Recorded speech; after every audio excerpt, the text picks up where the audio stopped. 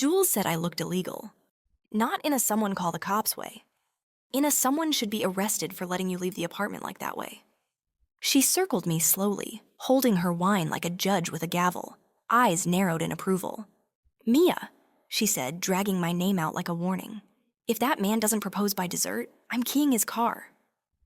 I don't even know what he drives, I said, turning toward the mirror again, because apparently I had developed a nervous tic that required me to confirm every 30 seconds that my eyeliner was still symmetrical.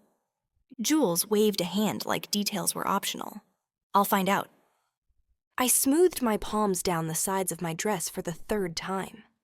It was one of those dresses that didn't just sit on your body. It made a statement about it. Satin, black, low enough in the back to feel a little reckless, high enough in the front to stay classy. I looked like I had my life together. Which was funny because 10 minutes earlier, I'd been sitting on my bathroom floor, debating whether romantic mascara tears were real or just something Instagram invented to sell waterproof products. You're doing that thing, Jules said. What thing? The thing where you pretend you're not excited, she said, but you are, and then you overthink it until your excitement turns into nausea. I'm not nauseous, I lied. Jules tilted her head. You're holding your stomach. I dropped my hand like it had been caught committing a crime. I'm fine, I'm just normal. She snorted. Normal, on Valentine's Day, while dating a man for 3 months who texts you good morning every day like a golden retriever with a job. I hated how accurate that was. 3 months wasn't a lifetime.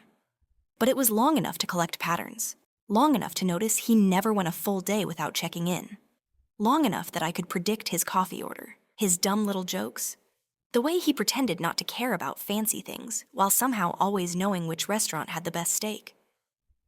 Long enough that when he'd said, "Let me take you out for Valentine's," I hadn't played it cool. I'd smiled too big. I'd said yes too fast. And then I'd spent a week pretending I wasn't counting down the days like a kid waiting for Christmas. Jules leaned against the doorway, watching me adjust my earrings. Okay, walk. I stared at her. What? Walk, in those heels, right now, across the living room and back, because I refuse to watch you die in a restaurant tonight. I looked down at my shoes. The heels were expensive, pointed, shiny, tall enough to qualify as a safety hazard. I bought them because I wanted to feel elevated. Also because my brain had decided that impressing a man required the sacrifice of my toes. I took one step, then another. By the third, my ankles were already negotiating. Jules nodded like a coach. Okay, great, you can walk. Kind of. If the restaurant catches fire, crawl. I can walk, I insisted. You can survive, she corrected. I rolled my eyes, but I was smiling. Jules had that effect. She turned my spirals into something lighter. Like, if she could laugh at them, maybe I didn't have to be so afraid of them. I picked up my clutch, checked my phone again, and pretended I wasn't hoping for a last-minute text. Something sweet, something flirty, something that said, "I'm thinking about you."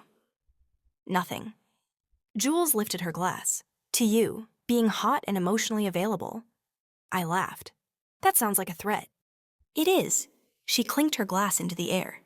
And to him, not fumbling. I took a breath and looked at myself one more time.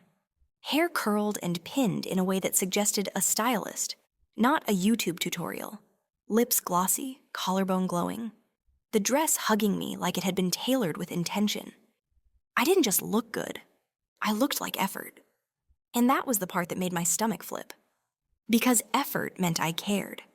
And caring meant risk. My phone lit up with a notification from the rideshare app. Your driver is arriving. Jules swooped in and grabbed my coat, sliding it over my shoulders like she was sending me into battle. Text me when you get there. I will. And if he says anything stupid, I will be mature, I said quickly. Jules blinked. Do you hear yourself? I laughed. Okay, fine, I'll be dramatic, but quietly. She walked me to the door and grabbed my arm just before I stepped out. Her expression softened just for a second. You deserve a night that matches you, she said. My throat tightened, which was rude. It's just dinner. Jules gave me a look that said she knew better. Be safe, have fun. And remember, if he fumbles, I'll fight him. I'll let you know where to find him. That's my girl. The elevator ride down felt too long, like the building itself was trying to make me reconsider the emotional decision I'd made by putting on heels. Outside, the city buzzed the way it always did on Valentine's Day. Couples rushed by with flowers in hand. Men carried bouquets like they were handling explosives. Women in red lipstick and fitted coats laughed like love was guaranteed. I waited near the curb, clutch in one hand, phone in the other, pretending I wasn't watching every car that slowed. When the Uber pulled up, the driver leaned over and smiled. "Big night?" he asked. I slid into the back seat, careful with my dress, careful with everything. "Yeah," I said. "Huge." He nodded like he'd heard that before, like he'd driven 1,000 women in nice dresses to places they hoped would change something. City lights smeared across the window as we moved downtown. Neon signs, reflections, traffic. I watched my face in the glass, layered over the skyline, and tried to breathe like this wasn't a big deal. The restaurant was exactly what he'd promised. A steakhouse with dark wood doors, glowing lanterns, and a host stand framed by soft light.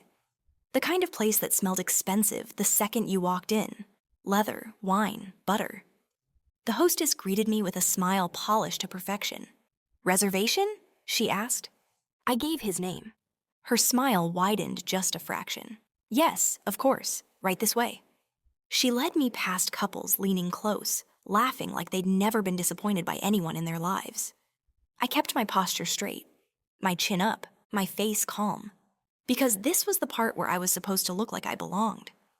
My table sat in the corner near a window, candlelight flickering between two place settings. 2. My heart did that stupid, hopeful thing. Maybe he was running late, maybe traffic, maybe flowers. I sat down, set my clutch beside me, and checked my phone. Nothing. A waiter appeared almost immediately, dressed in a crisp black vest, his voice calm enough to soothe a crying baby. "Good evening. Can I start you with something to drink while you wait?" While you wait. My stomach tightened. "Water is fine," I said brightly. Too brightly. He nodded and walked away. I stared at the empty seat across from me, like if I looked hard enough, I could will him into existence. I checked my phone again. Still nothing. 5 minutes passed, then 10, then 20. The waiter returned and set a glass of water in front of me. "No sign yet?" he asked. Not unkind, just aware. "He's on his way," I said quickly, because it sounded better than I'm not sure. Because saying that out loud felt like inviting humiliation to sit down. The waiter smiled politely. "Of course, let me know if you'd like to start with anything."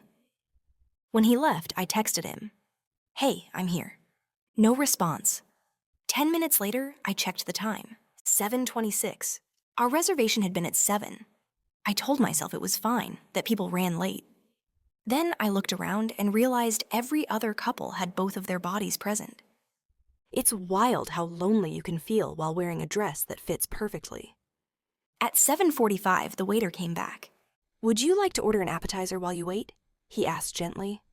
A kindness disguised as professionalism. "I'm okay," I said. "Thank you." At 8:10, he came back again. "Still just water?" I laughed like it was funny, like waiting alone in a satin dress was just a normal Tuesday. "Still just water." By 8:30, my confidence began draining in quiet increments. Not dramatic. More like air leaking from a balloon you don't notice until it's already sagging. I checked my phone again. Nothing. No apology, no running late, no on my way. Just silence. At 8:55, the waiter returned and didn't even pretend it was normal anymore. He set down a basket of bread, warm, soft, like he was trying to comfort me without using the word. "On the house," he said. "You don't have to." "It's no problem," he replied, his eyes meeting mine for a half-second longer than before. Human to human, not customer to staff. "Take your time." When he walked away, I stared at the bread, then the candle, then the empty chair. I wanted to disappear. I wanted to leave. But leaving felt like admitting something I wasn't ready to name. So I stayed. Because sometimes stubbornness is just dignity in a trench coat. At 9:06, the waiter returned. He didn't ask about appetizers. He just asked softly, "Are we still waiting?" The question hit like a pin. I swallowed, then smiled, a smile that belonged to someone braver than I felt. "No," I said evenly. "We're not." He nodded like he understood. "Okay." I lifted my chin. "Can I order dessert?" His eyebrows rose slightly. "Of course." I scanned the menu like my life depended on it. "I'll take the chocolate cake." A beat. "And maybe a fork, just one." The waiter's mouth twitched. "One fork, got it." When he left, I sat perfectly still, hands folded, back straight. I looked like I was waiting for something special. In reality, I was holding myself together with sheer spite. My phone lay face down on the table. I told myself I wouldn't check it again. I told myself if he wanted to show up, he would. I told myself I didn't care. Then the screen lit up. One buzz, then another. A text. From him. My stomach dropped so fast it felt like gravity doubled. I stared at the glowing screen without touching it. Because there are moments in life when you know something is about to change, and you want to pause time long enough to pretend it won't. The phone buzzed again, as if reminding me, this is real. I reached for it, and the candlelight flickered, steady and indifferent, while my thumb hovered over the message. Like opening it might finally tell me what kind of night this was going to be. My thumb hovered over the message like it was a bomb. Because that's what it felt like. Something small and rectangular that could still blow up a whole night. The candle on the table flickered, steady and indifferent, casting warm light over two place settings that now looked almost insulting. 2 forks, 2 knives, 2 glasses. One of them mine, the other a ghost. I told myself not to be dramatic. I told myself not to assume the worst. I told myself I'd seen enough romantic comedies to know the "something came up" text usually arrived right before the man sprinted through the rain with flowers and a speech. But my phone buzzed again, like it was impatient with my denial. I flipped it over. And there it was. Him. "Hey, I'm sorry, I can't do this anymore. I don't think I'm ready for something serious." I read it once. Then again, slower, like maybe I'd misunderstood. Like maybe there was a second message coming right after that said, "Just kidding, I'm outside." Nothing. No explanation, no phone call. No, "Can we talk?" Just that. My first reaction wasn't tears. It was laughter. A sharp, involuntary sound that startled even me, because it didn't come from humor. It came from shock. From the absurdity of putting on an expensive dress and losing circulation in my toes for a man who couldn't even break up with me in a full sentence. I stared at the text like it might apologize if I looked long enough. Then I whispered to nobody, "You could have told me that before I paid $50 to be uncomfortable." The candle crackled. The couple at the table next to me laughed softly at something, their heads leaning together, their hands brushing like it was effortless. I felt my throat tighten, and for a second I thought, okay, here comes the crying. But then the waiter appeared. And of course he did, because humiliation loves an audience. He approached with the kind of gentle professionalism that was clearly holding back concern. "Your cake," he said. He set the plate down in front of me. Chocolate, glossy, tall, dramatic. Like it was meant to be shared. Like it had no idea it had walked into the wrong scene. I stared at it. Then at the empty chair across from me. Then back at the cake. And I laughed again, this time quieter, almost disbelieving. Because it was too perfect. The timing, the irony, the universe's commitment to comedy.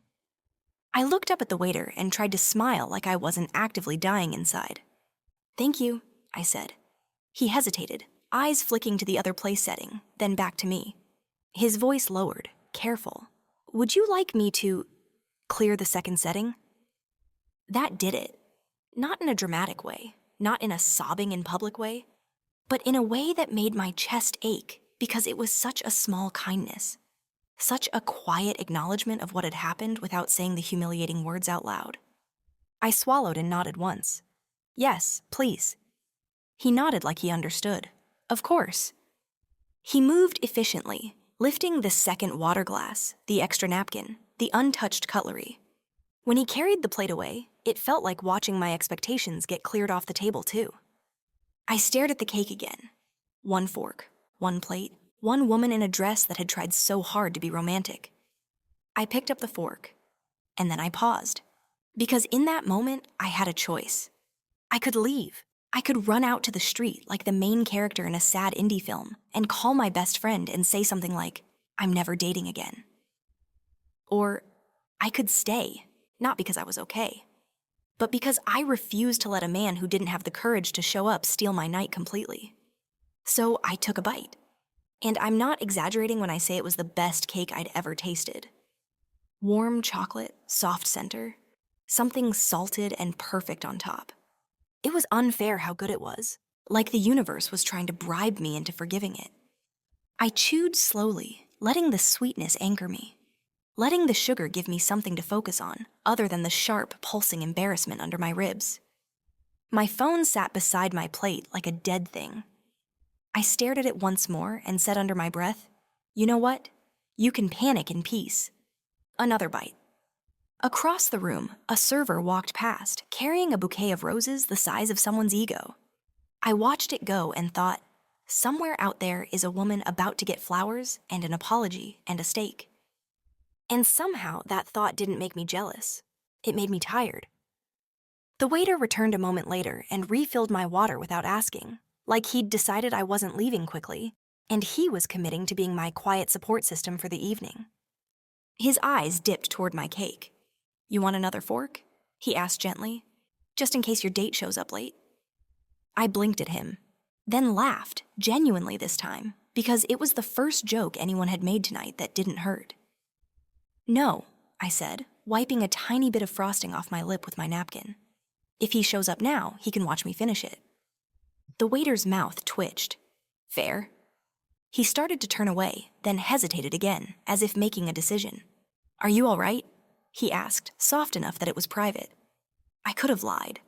I could have said yes. But something about the way he asked, like he wasn't expecting me to perform, made honesty feel possible. "I'm embarrassed," I admitted quietly. "More than anything." The waiter nodded, like that made perfect sense. "I understand." Then he looked past me, just slightly, toward the entrance of the dining room. His expression shifted, not surprised, not alarmed, more like recognition. "Just a moment," he said. He walked away. I watched him go, confused, then took another bite of cake because if the evening had taught me anything, it was that dessert was now my only reliable relationship. I was halfway through that bite when a glass appeared beside my plate. Champagne. Pale gold, bubbles rising like tiny celebratory secrets. I stared at it. Then I stared at the waiter who had returned with a second glass.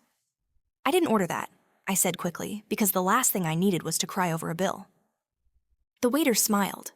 "I know." He nodded toward the glass. "It's from the owner." I froze. "The owner?" I echoed. He gestured, subtle, like he didn't want the room to notice. "Yes, ma'am."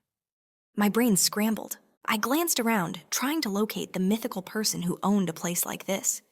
I expected someone older, stiff, a man with a cigar and a too-tight smile. Instead, I saw him walking toward me from the far side of the dining room. He wasn't rushing. He wasn't grandstanding. He moved like he belonged here because he did, like the room adjusted around him without him needing to demand it. Tall, dark coat, shirt open at the collar, like he hadn't planned on being seen tonight. He didn't look smug. He looked tired. But his eyes were kind. And when he reached my table, he didn't start with a pickup line. He nodded once, polite. "Hi," he said. "I'm sorry to bother you." His voice was calm, warm, the kind of voice that didn't need to be loud to be heard. I blinked at him, still holding my fork like a weapon. Hi." He glanced at the cake, then at the empty chair, then back at me with the slightest hint of humor in his expression. "Is it terrible if I say I'm relieved you ordered dessert?" he asked. I frowned, caught off guard. "Relieved?" He nodded toward the champagne like it was an apology for something he didn't cause. "If you'd ordered steak, I would have felt obligated to send something more dramatic. Dessert feels easier to interrupt." That made me snort. I tried not to, truly, but I did, because the way he said it, so dry, so understated, poked through the sadness like a pin. He smiled a little at my reaction, like he'd been hoping for it. "I'm not trying to be weird," he said. But I saw you sitting here, and I watched you handle it. My throat tightened again, but not in the same way. He continued, careful. And I thought, no one should end Valentine's Day like that. I stared at him, suspicious despite myself. Because men didn't just do nice things, not without wanting something. And he could probably tell that thought crossed my face, because he lifted his hand slightly, palms open. No strings, he said. No pity. And if you'd rather drink that champagne alone and pretend I don't exist, I'll leave immediately. I hesitated. The room felt too loud suddenly, even though it was still full of soft music and clinking glasses and low conversation. My pride flared. My heart hurt, and yet the champagne sat there like a tiny lifeline. The cake was still good. And for the first time tonight, someone was looking at me like I wasn't an inconvenience. He cleared his throat, glancing at the chair across from me. "May I?" he asked. I swallowed. The safe answer was no. The proud answer was no. But I was tired of doing the safe thing for people who didn't deserve it. So I nodded once. Okay. His expression softened, just a fraction, like he'd been holding his breath. Okay, he repeated. He reached for the chair across from me. And then slowly, he pulled it out and sat down, like he had all the time in the world. Like my Valentine's night wasn't over yet. He didn't ask anything at first, which somehow made it easier. We clinked glasses softly, champagne bubbles popping like tiny, inappropriate celebrations. And for a moment, we just sat there. Two strangers sharing dessert and silence, like it wasn't the strangest Valentine's Day detour either of us had taken. "I'm Mia," I said finally, because not introducing myself felt ruder than accepting free champagne from a man I'd met 3 minutes ago. He smiled. "Elliot." Just Elliot. Of course it was. We talked while I finished the cake. Harmless things. The city. How busy the restaurant had been. How Valentine's Day made people either very brave or very stupid. "I'm guessing you didn't get stood up," I said lightly. He tilted his head. "I got stood up years ago. Tonight, I just stayed busy enough not to notice." That landed somewhere warm in my chest. When I stood to leave, the universe immediately punished me. Pain shot through my feet so fast I gasped and grabbed the edge of the table. Elliot's brows knit. "You okay?" "I'm great," I said too quickly. "Amazing. These shoes are character building." He looked down at my heels, then back at me, unimpressed. "You're lying." "I'm surviving." He exhaled like this was now his responsibility. Come on. Come on where?" "To fix a mistake you made for a man who didn't deserve it." I laughed. "You don't even know him." "I know he let you wear those shoes for 2 hours." "Fair." We walked a few blocks to a boutique that was still open, because apparently New York didn't believe in closing when heartbreak was involved. Inside, everything was soft lighting and terrifying price tags. I headed straight for the clearance rack like a woman with principles. Elliot watched me for half a second, then casually redirected me toward a different section. "No," I said immediately. "I am not letting you." "Relax," he said. "I'm not buying you shoes. I'm supervising." That's worse. I slipped off my heels and actually sighed as my feet hit the floor. "Okay," I admitted. "That was a bad decision." He smiled. "Growth." I tried on a simple pair of flats. Comfortable, practical, unromantic, perfect. I stepped out to show him. He nodded once. "Those." I turned back toward my heels. And that's when I saw him. Across the store, by the men's jackets. My ex, standing way too close to a woman in a red dress. She was laughing, touching his arm, leaning in like she hadn't just met a man who broke up by text instead of showing up. My stomach dropped. "Oh no," I whispered. Elliot frowned. "What?" "That's him." He followed my gaze and understood immediately. "Do you want to leave?" he asked, already stepping closer. "No," I said, panicking. "I don't want him to see me." "Okay." I grabbed Elliot's arm and dragged him behind a rack of dresses without thinking. Designer dresses, long, dramatic, completely impractical as a hiding place. I crouched, pulling fabric around me like camouflage. Elliot stood there frozen, holding a hanger, staring at me like I'd lost my mind. "This is not subtle," he whispered. "Shh," I hissed. I just need 30 seconds. I peeked through the dresses. The woman laughed again. My ex leaned in, whispering something. I felt ridiculous, petty, weirdly detached, like I was watching someone else's life from behind chiffon. Elliot leaned down slightly. You know, he murmured, this is the most expensive game of hide-and-seek I've ever played. I bit my lip to keep from laughing. Sorry, I whispered. For what? For dragging you into my romantic aftermath? He shrugged. I've had worse evenings. That surprised me, in a good way. Finally, they moved toward the register. I waited until they were gone, then stood, brushing silk and chiffon off my shoulders, like I belonged there. Well, I said, that was humbling. Elliot studied me, not with pity, not with curiosity, but with something steady. You okay? I nodded. And I meant it. Yeah, I said. Actually, yeah. At the register, I reached for my card. The clerk smiled sweetly. All set? I blinked. I haven't already taken care of, she said. I turned to Elliot. I said I wasn't buying you shoes, he replied easily. I didn't say I wouldn't prevent a workplace injury.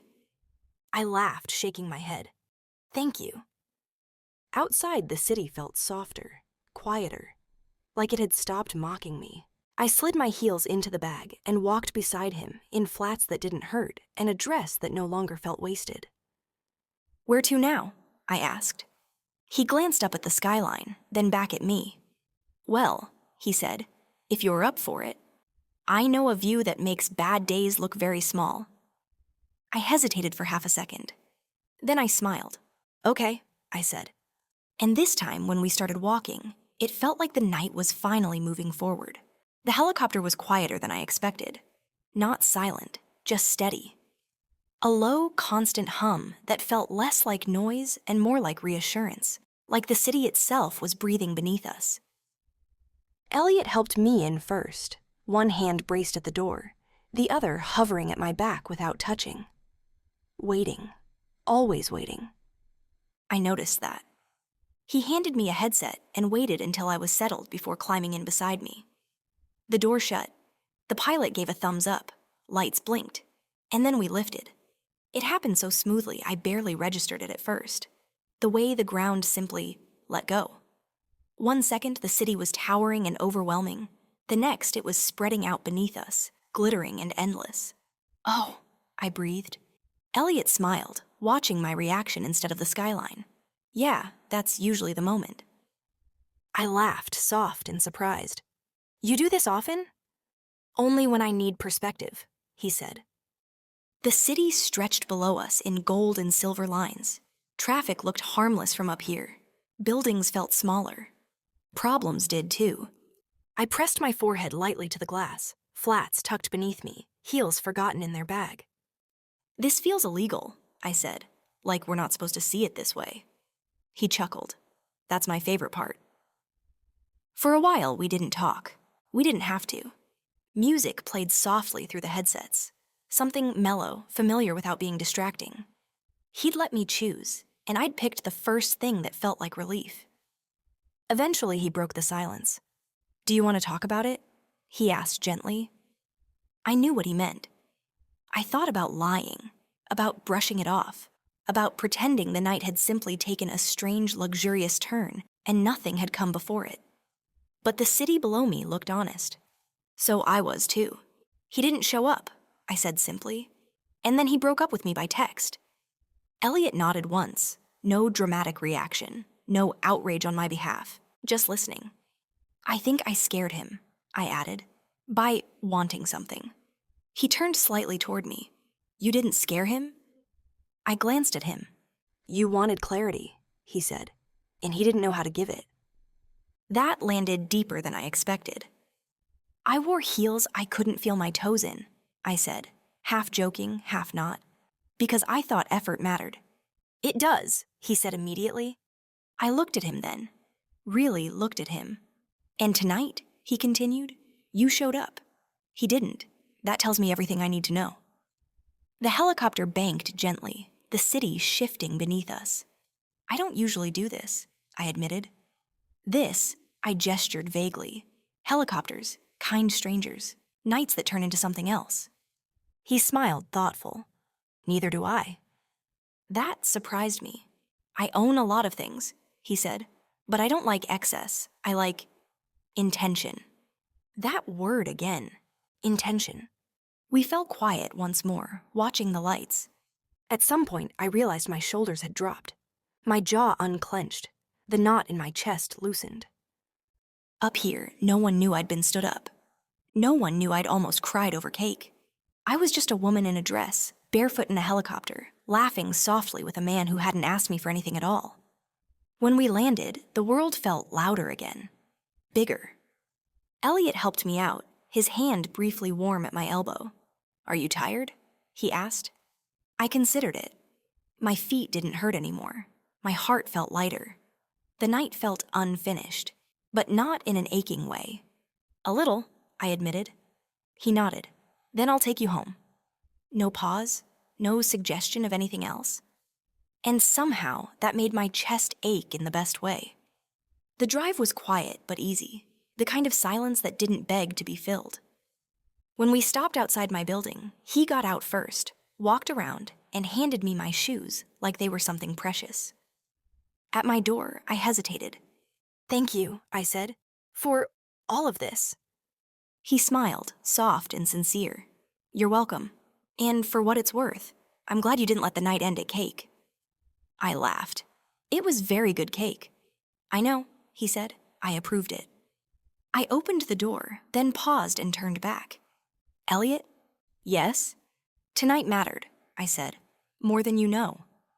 His eyes met mine, steady and warm. "I know." He didn't kiss me. He didn't step closer. He just nodded once and stepped back, giving me space like it was a gift. As I went inside and closed the door, I leaned against it for a moment, heart full, smiling to myself. For the first time that night, I wasn't replaying what went wrong. I was wondering, quietly, hopefully, what might come next. I slept in my makeup. That alone should tell you how completely the night rearranged me. I woke the next morning with one heel still in its box by the door, the other missing entirely, and my phone face down on the nightstand, like it had behaved itself for once. For a moment, I just lay there, staring at the ceiling, trying to decide if any of it had actually happened. The cake, the champagne, the flats, the helicopter. Elliot. I sat up slowly, half expecting the memory to dissolve the second I moved. It didn't. My phone buzzed. One notification. Not from him. Not from the man who had texted me out of a relationship like it was a calendar conflict. From Jules. "Jules, did you survive? Or are you married now?" I laughed, rubbing my face. "Me. Neither. But I think my standards just recalibrated." 3 dots appeared immediately. "Jules, what does that mean?" I didn't answer right away. Instead, I padded into the kitchen, poured coffee, and leaned against the counter in yesterday's dress. Wrinkled now, ordinary now, completely unimportant. Because the night hadn't been about the dress, or the shoes, or even the man who hadn't shown up. It had been about what happened after. The way I hadn't run, the way I'd stayed, the way someone else had noticed. Not my outfit, not my availability, but my presence. My phone buzzed again. A new number. No name, just a message. "Unknown, good morning. I hope you didn't wake up wondering if you imagined everything." I smiled before I could stop myself. Me, I did, briefly. But the shoes convinced me it was real. 3 dots. Unknown, I'm glad. I was worried I'd ruined your feet for nothing. I leaned my head back against the cabinet, grinning like an idiot. Me, they're recovering. Slowly, with dignity. A pause, and then, unknown. Would you like to finish dinner sometime? No pressure, no helicopters, just intention. There it was again, that word. I thought about the man who had panicked when I wanted clarity. The one who couldn't say hard things out loud.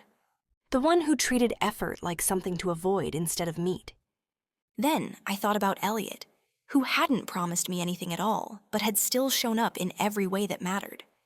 I typed, deleted, typed again. Me, yes, I'd like that. The reply came almost immediately. Unknown, good, I'll make a reservation. And Mia? I waited. Unknown. Next time, wear comfortable shoes. I laughed out loud. Outside the window, the city moved the way it always did. Crowded, bright, indifferent. But something in me had shifted. I hadn't been chosen because I was convenient. I hadn't been rescued. I hadn't been upgraded. I'd been seen. And I'd stayed long enough to let the right night find me. I finished my coffee, texted Jules back with a single word. Later. And smiled to myself, knowing one thing for sure. Valentine's Day hadn't gone the way I planned. It went better.